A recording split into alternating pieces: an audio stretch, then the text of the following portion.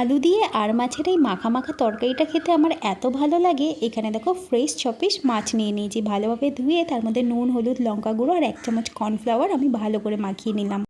এরপর কড়াইয়ে তেল গরম করে তেলের মধ্যে আমি একে একে মাছগুলোকে দিয়ে ভালো করে লাল লাল করে ভেজে তুলে নেব।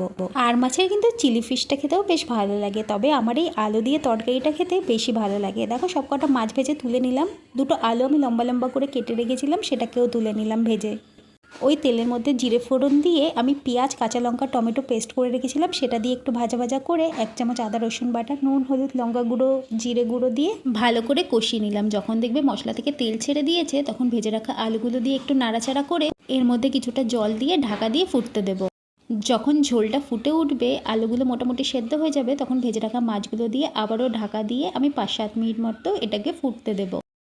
লাস্টে এর মধ্যে একটুখানি গুঁড়ো গরম মশলা আর বেশ কিছুটা ধনেপাতা দিয়ে নাড়াচাড়া করে নামিয়ে নিলেই কিন্তু রেডি। দারুণ হয়েছিল।